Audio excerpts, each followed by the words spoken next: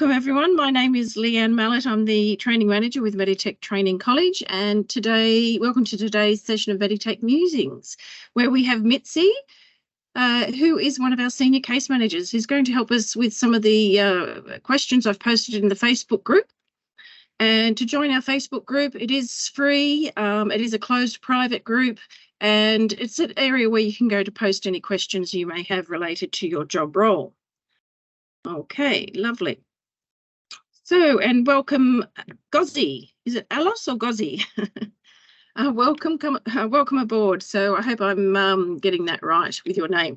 So the first scenario, Mitzi, is we're talking about Ginny, who is a client.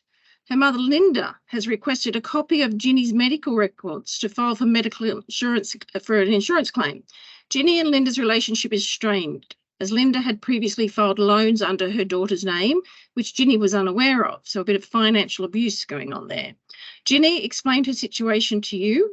You're the support worker. To prevent similar incidents from happening again, Ginny asked that you do not release any of her records to anyone unless it was approved by her beforehand.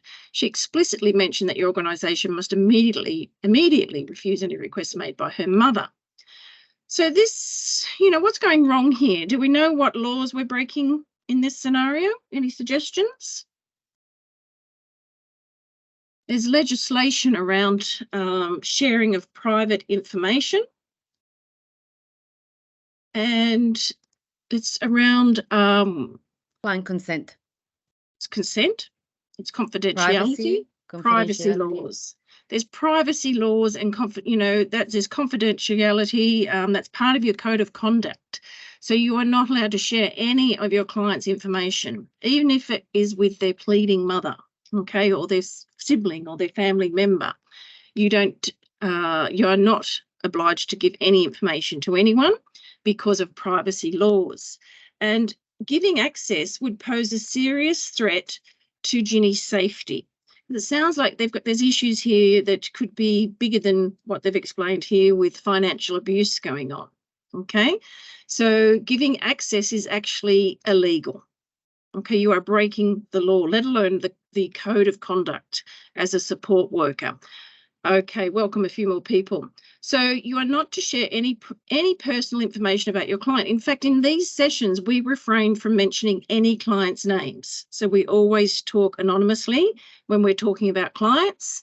You can describe scenarios and conditions, but you're not to share clients' names because that is breaking the law. So in this situation, the organisation's done the wrong thing. Okay, and Linda's not happy. In fact, the organisation can get in a lot of trouble legally. Okay, you'd probably lose your job for starters. Okay, or get a very serious first and last warning, because it is that serious because you're breaking the law. So in this situation, what the organisation should do is say, no, I'm sorry, Linda, but again, as per the privacy legislation that we operate in this country, we can put in writing the reasons why your request for information about your daughter has been declined. So if in doubt, don't give any information. Any tips there, Mitzi? Look, usually, so on Procura, on our scheduling system, when we have instructions like this from participants or clients, we usually, as case managers, we usually set up an alert. So as soon as we enter the client's name, a quick alert comes saying, please do not divulge any information to such and such person without prior consent. So if the person insists to get information, okay, so obviously you need to notify the case manager. The case manager will be in contact with the person that the information is being requested from. Yeah. And then we follow instructions from the participant or the client. Yeah. So in that situation, you probably have to get approval from Ginny in writing, okay, before you were to give. So if in doubt, don't. And always defer to the case managers. Okay, we talked last week in our recording, we talked about how to contact the case managers. So the recording, like if you're not a member of our Facebook group yet, I've put the link in the chat. We put the recordings of these sessions up. So if you don't make the live session, you can watch the recording. So I've done something a bit different this week. I've just done some, learning activities rather than scenarios. And I've used Sorry, Leanne, can I just ask a quick question? Sorry, your Rashmi? Rashmi, yes. Rashmi, have you seen a client file in your client's home? No. Okay. Let me see if I can do this. Leanne, can you walk me through this for just a quick second? Sure. I'd like to share something on my screen. I'll stop sharing, and if you can look for the word share in the menu at the top of the screen. Camera more. Device settings. Share There we are. Yeah. Content from camera, PowerPoint, and browse my computer. So whilst Missy's looking for that, this is some matching types. So I've listed a lot of assistive technology. Now, assistive technology is used a lot to help people, participate in their and complete their daily living activities. And you'll probably see a lot of this out in the home. So we've got bedpans, anti-slip mats, prosthetic devices, utensil holders, assistive cups and mugs, offloading footwear, fall detectors. These might be some of the assistive technology that you'll see your clients using. But what are they used for? So I've got a bit of a match here. I'll just see if I can reduce it a little bit. So you need to match A, bedpans. Which ones are they? So let's list them all here. So which of these describe bedpans? Are these for people who find holding utensils challenging? I don't think so. Are they designed to assist a person to drink? No. The bedpans. Has anyone seen? I'm unable to see your computer screen. Oh, you can't. Can everybody? Oh no, because I stopped sharing, didn't I? Yes. Can you share yet, Mitzi? No, it won't let me open from my point. I might actually just share the file to the chat, and then we can talk about after you finish what you're chatting about, Leanne. Okay. It's just so you can become familiar with the consent form. Okay, beautiful. Thanks for that, Mitzi. I'll bring that up after we've done these activities. So bedpans. Has anyone seen the use of a bedpan in the home as yet? No. No. So what do you think a bedpan is used for? Which of these descriptions would describe a bedpan? Can everybody see that? Yeah, the first one. First one. These are repeatable use. Yeah. Yeah. So they're like a, I don't think I have one here to show you, but, they're like a, round shaped thing where person can sit on it. They're receptacles or vessels used for both urinary and fecal discharge. So that's bedpans. And that's obviously for people who are not mobile enough to get up to use the toilet. Anti-slip mats.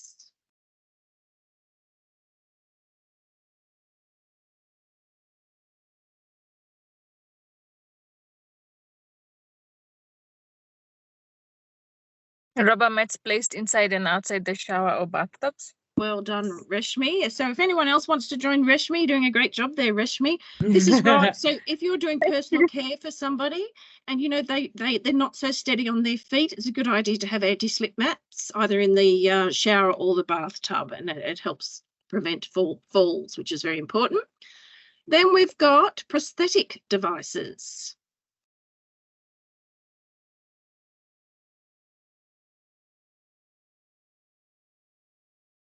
Anyone else wants to come in, you can unmute yourselves. Prosthetic devices. These are devices that imitate the human body movement depending on the device's complexity. Yes. So this may be, what's an example of prosthetic, Mitzi, that you've seen out there? A leg. A leg. Arms. Yep. Very good. Okay. And then we've got utensil holders. I think they're quite obvious.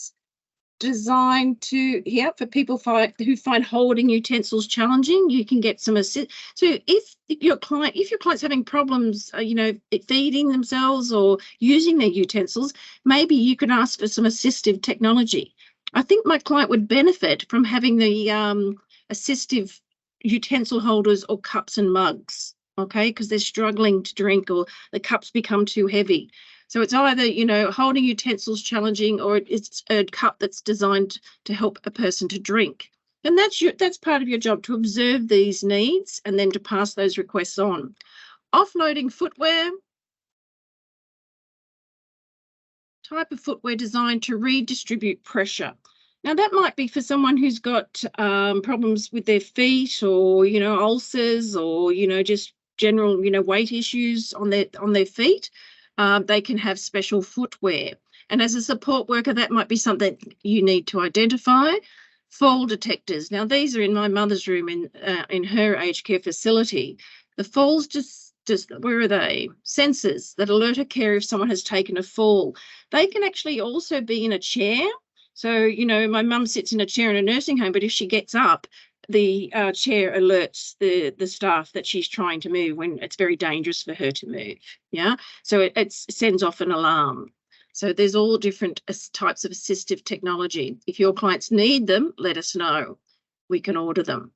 Now, this one is about any comments or questions? No, okay. So this one is all about some common genetic disorders that you may come across. Okay, now we might just go through these. And have you had any of these, Mitzi? Can you see them? Attention deficit hyperactivity disorder, Down syndrome. That's me. Attention deficit disorder.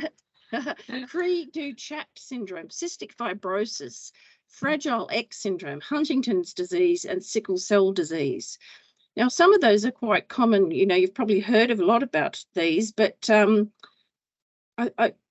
I've got some literature on all of these, and it says that they're quite common. So these are the ones you probably need to become familiar with. And maybe if you have a client that has any of these disorders, maybe you need to do a little bit more research about them, okay, about how you can best support them. So if we look at attention deficit, come on, Mitzi, which of these describes attention deficit? Okay, let me see.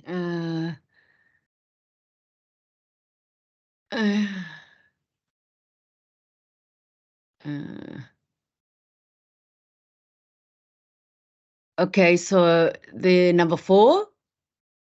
Attention deficit is number 4. That's right. So attention deficit, this disorder is a common neurological disorder that affects mood, behaviour, learning and social interaction. I think I cut off the description there. Are very common, and more people are being diagnosed with this. Hyperactivity disorder. Hang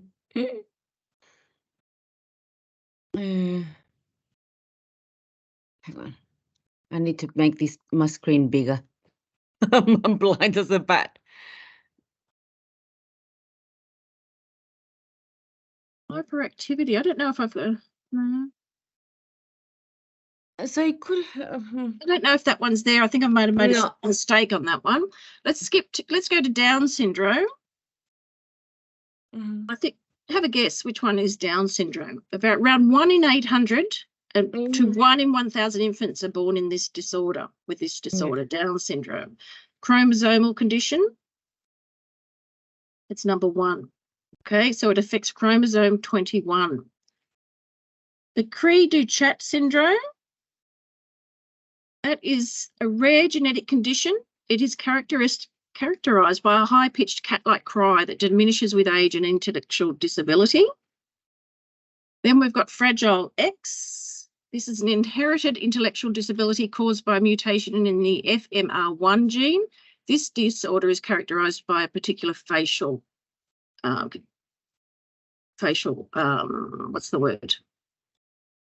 display. Huntington's disease is this is this one, inherited neurological illness. I'm sure we've got clients with Huntington disease.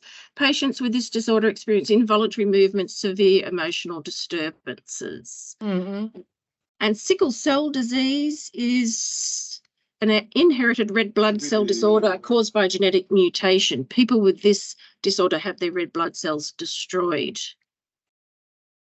Okay, and I think cystic fibrosis. Now, that's the horrible one where they die young, but it's common but dangerous genetic disease. This disorder causes the body to produce viscous mucus that can clog a person's lungs. But I guess there's lots of different conditions and genetic disorders that you're going to come across. These are just some of the more common ones. And maybe if you come across a client with a particular condition that you don't know about, reach out, ask your case manager for more information. How do I find more out about Huntington's disease? Okay, how do I find out more about cystic fibrosis? Maybe do a Google search, yeah? Reach out and seek help from your, or read the care plan, or get more information from the case manager.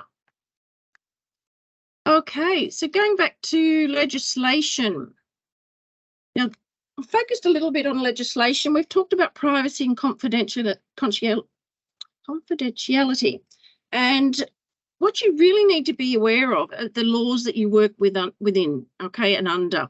And you can do this by reading your Code of Conduct handbook that you've been sent by, you know, as part of your induction. But when you're talking about discrimination, okay, discrimination is means that it's the working under the anti-discrimination laws, of which Australia has numerous, thank goodness, all came through in the 1970s or earlier. You know, you've got age discrimination.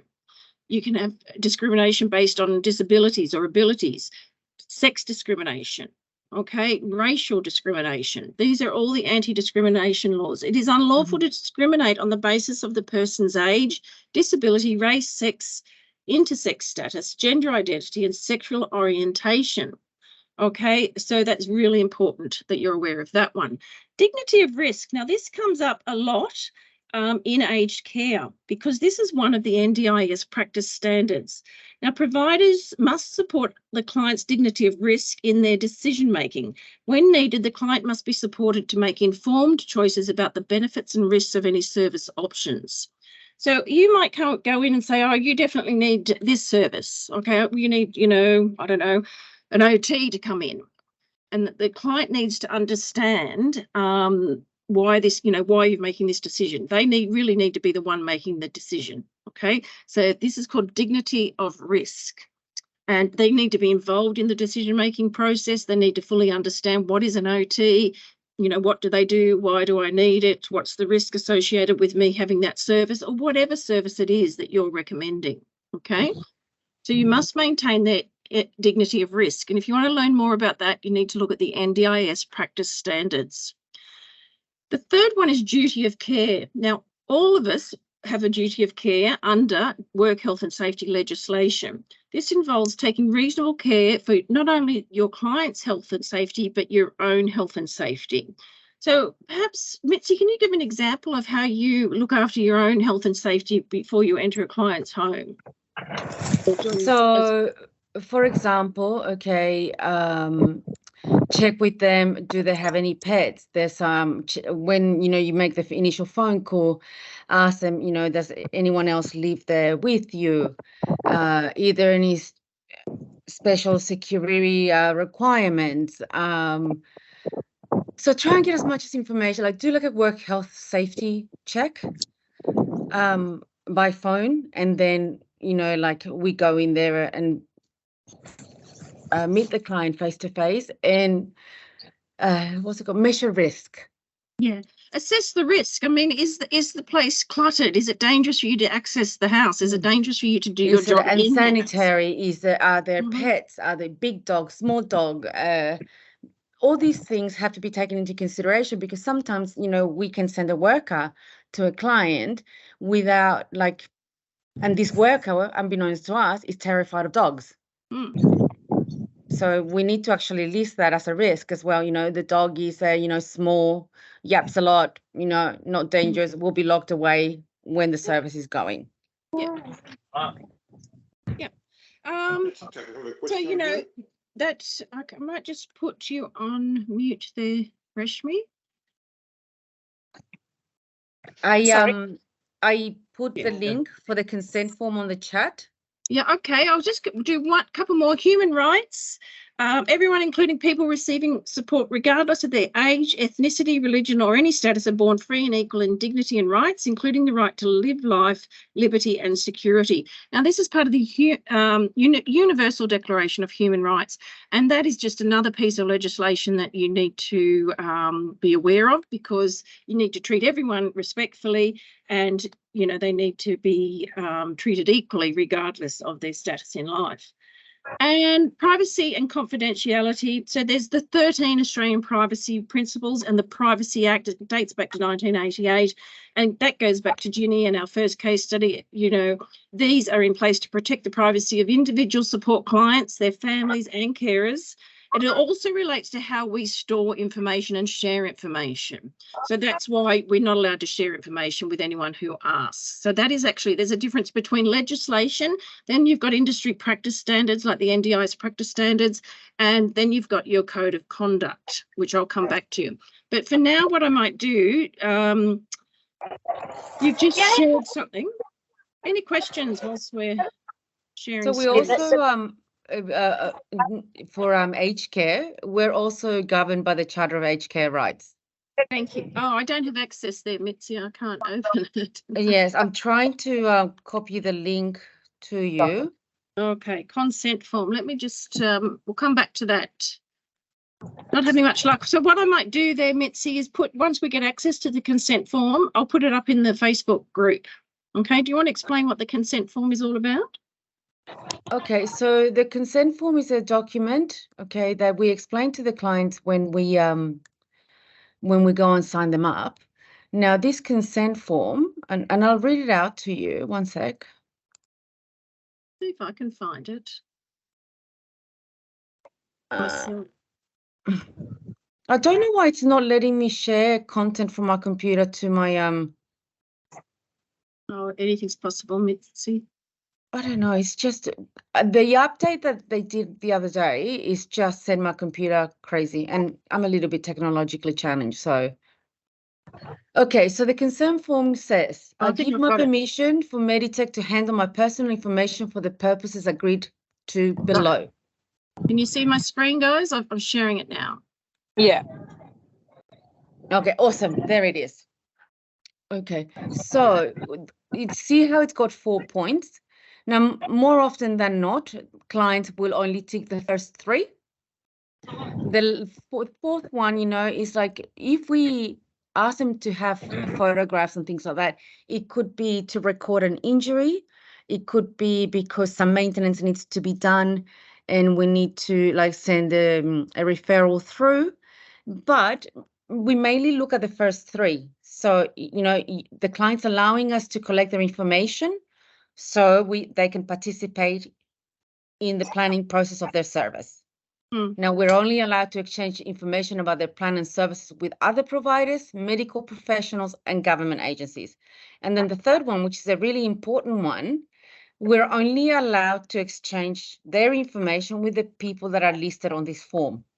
If they are not listed on this form, they're not allowed to obtain any information about the client. Now, this form does get reviewed when we visit clients for their periodical review, because, you know, dynamics in family change, circumstances change, so the people allowed to access their information may change. So we get them to sign this, or their guardian or carer. Yep. So that's very important that we have that. Excellent. Okay, well done. So last activity today is a true or false. So we're talking about legislation, we're talking about the code of conducts, practice standards and the like. So I'm going to read out the statement, and if you would like to come in or put in the chat whether it's true or false. So true or false, a code of conduct is the policy that lays out an organisation's principles and standards, and it also outlines various expectations. Is that true or false? Anyone want to have a guess? True. True. Well done. Thank you, Rashmi. True or false? Not acting to protect a person from harm does not constitute a breach of duty of care. True or false? False. False. Very good. True or false? Work role boundaries are used to define your responsibilities when supporting a client.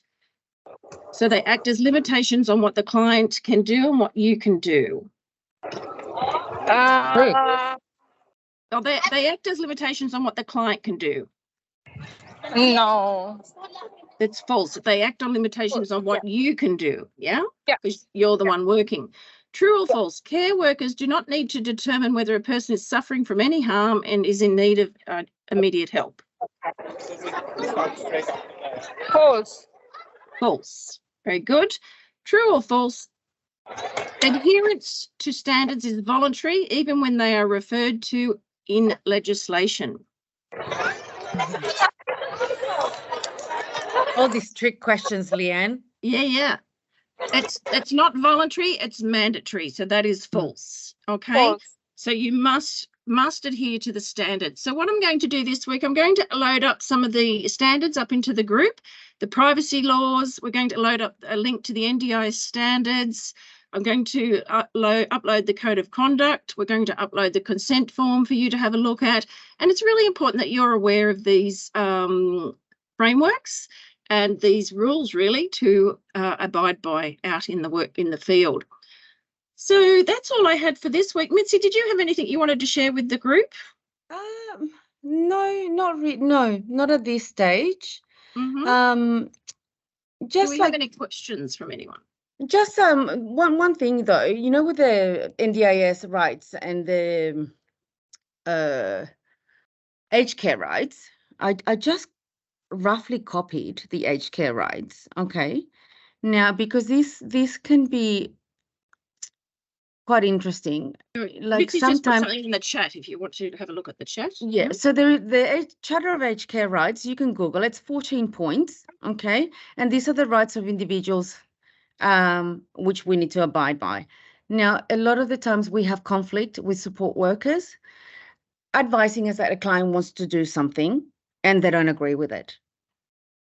Okay, so one of the points of the Charter of Aged Care Rights, it says, so this is number 7, okay, and it's really important. I have the right to have control over and make choices about my care and personal and social life, including where choices involve personal risk. Sorry, guys, one moment. I forgot to turn off my phone. Go ahead.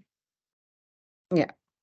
So I have a right to have control over and make choices about my care and personal and social life, including where choices involve personal risk. Yes. So whether you agree or not, yeah. The person has the right to make those choices, and you cannot interfere with that choice. Yep. So if they want to smoke a packet of cigarettes and drink a bottle of Jack Daniels every day, they can knock themselves out. Yeah. If they're homosexual and you don't believe in homosexuals, they can knock themselves out. Okay. If they believe a different religion to your religion, they can knock themselves out. Okay. Because that is all about discrimination. You can't discriminate anyone. And also under the aged care rights, they have that. That's their right. Thank you for that, Mitzi, and I'll share all of that in the Facebook group. I hope everyone here is a member of the Facebook group. I'll put that chat back up again. But Chihiro has a question for us. Go ahead, Chihiro, if you'd like to unmute yourself. Hello. Hello, everyone. Hi, Chihiro. I'm Chihiro. Hi. I have a question. I'm not sure it's related to. I think it's related to duty of care, and I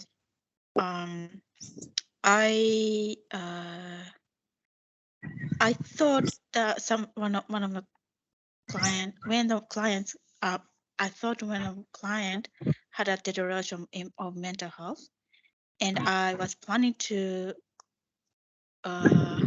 claim a clinical incident report. An incident report because you feel your client has mental health issues. I thought yes, that's right. I thought that the client's mental health. I thought the clients had a deterioration of mental health. Deterioration of their mental health. And then, but another support worker told me that it's common. That's a common in the mental health issues. So I don't have to claim or report about that? No, I would say I would definitely report it. That is your job. Right? Report any observation of change in behaviour or condition, regardless of what other support workers say. You know, it is your duty of care. Exactly right. Yeah. And progress noted.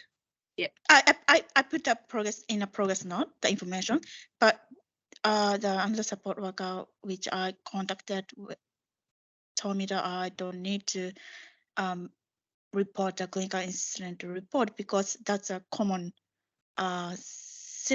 symptoms. Yeah, it's not really an incident report. So an incident report is if an accident has happened where somebody has got hurt. Yeah. Whereas progress, what we're talking, you probably is right. Whoever is saying is right that you don't need an incident report unless, of course, they hurt you or they hurt themselves or they hurt the dog or something happened, right? Then that's an incident has occurred that needs to be reported. Hence, you need to fill out the incident report. However, what you're describing is a change in behaviour, a change in medical condition that is definitely. Has to be reported via progress notes. And in previous meetings, we've talked what happens if you put it in the progress notes and then nothing seems to happen. You need to pick up the phone and ring Meditech staffing and say, listen, I'm very concerned about my client. I put it in the progress notes last week that there was a decline in their mental health, but this week I've gone back again and he or she is still acting in a certain way. Can you please, escalate? That is something we need you to do because Erin was here last week. It's in last week's recording, just how overwhelmed and how swamped the community coordinators and the case managers are. Sometimes they need you to be proactive and pick up the phone and give Meditech staffing a call and say, I have concerns. Do not hesitate, Chihiro or anyone. That's when you're doing your job. And even if you're unsure, if in doubt, still ring up. Okay, still put it in the progress notes. Never doubt yourself, Chihiro. Okay? Yes, I put it in the progress. Yep. Do you know Garda in the office?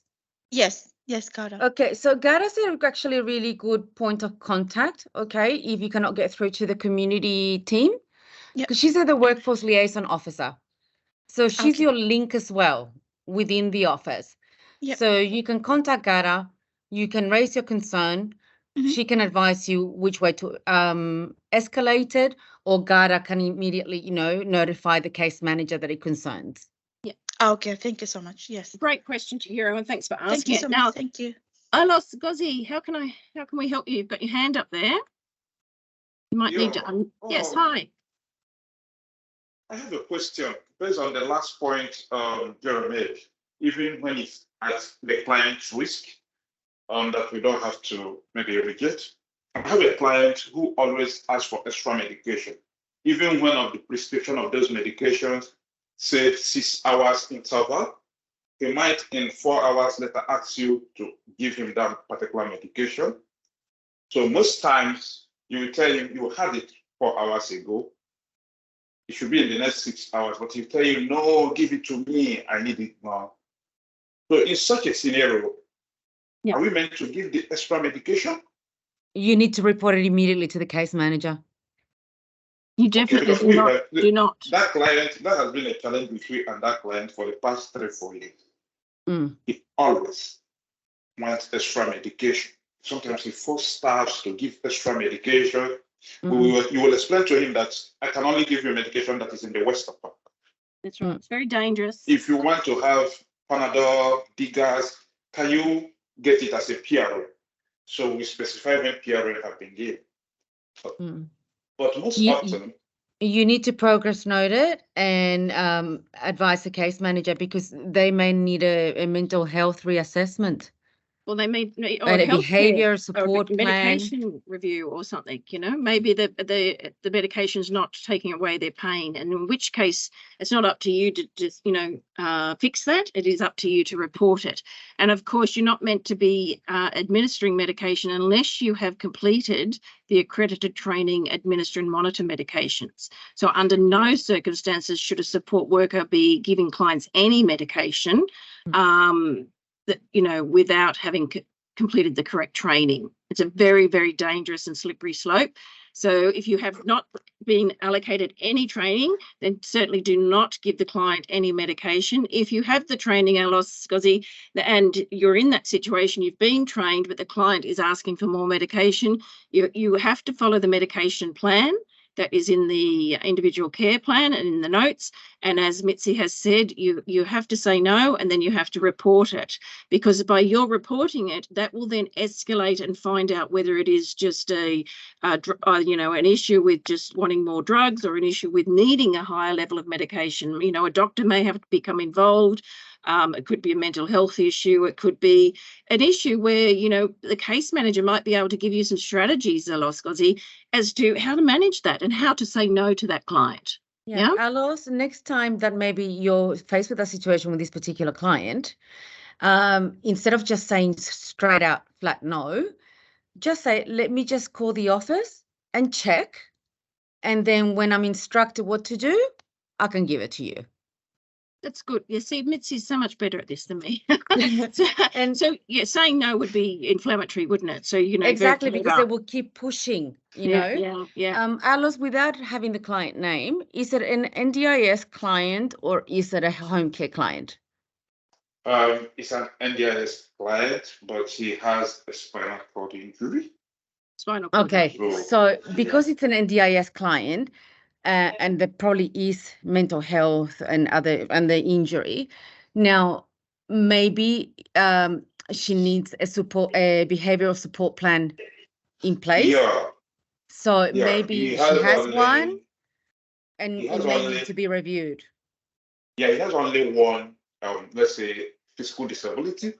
When sometimes the former case manager has tried to recommend behavioral therapies for him, he will totally decline it. I tell you now, but he's not going to attend to any of that. So, but we have had this. Just make sure that in your progress note, detail, fact, this happened, client requested this, and just note it there. So, you know, and then make sure that the case manager is informed of the continuous behavior, and then the case manager can action it by contacting the support coordinator.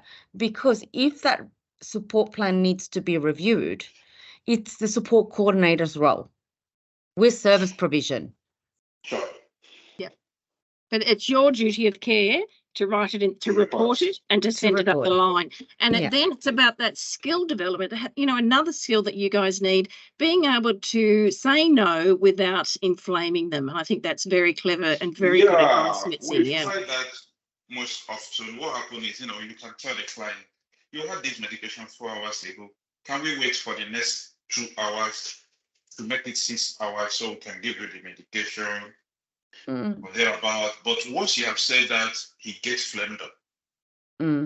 Yeah, just divert the attention to something else. Direct him or thereabout to let him understand that this medication is meant this way, he gets flamed up.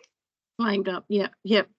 He tell you that he's going to hospital now, that is the next thing that you want him to get into the hospital, you know. Very difficult, challenging situation. Very difficult, challenging situation. He tries to, I don't know how to put it, to maneuver the staffs to do some certain things.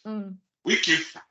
Alos, have a look at all the training modules that are at the Meditech College, because you know I think there's a module of how to deal with clients with challenging behaviors. Yes, I'll just bring it up. Actually, have you all seen the free training that we offer? I'll just bring it up on the screen. But we certainly have e-learning modules that are free. Okay, I'll just share. And where possible, if you need more support and more training, or maybe some face-to-face meeting with a case manager or the training college, just ask. And you know, GARDA is your really good point of contact. Okay, thank you. Yep, here we go. So there's different disability modules here. Follow, establish person-centered behaviour, facilitate ongoing skills development, empowering people, you know, strengths-based. These long names. They're the ones around disabilities. Complex needs, that might be the one. Yeah, provide person-centered services. Is there one for challenging behaviors? Work with people with mental health issues? Mental health, yeah. Yeah. And any of the disability ones go into the different types of behaviour and the different types of strategies to use. It is always around strengths-based, person-centred, deflection. What was the unit I was just working on this morning? Let me have a look. But we've got all of these units. They're all free.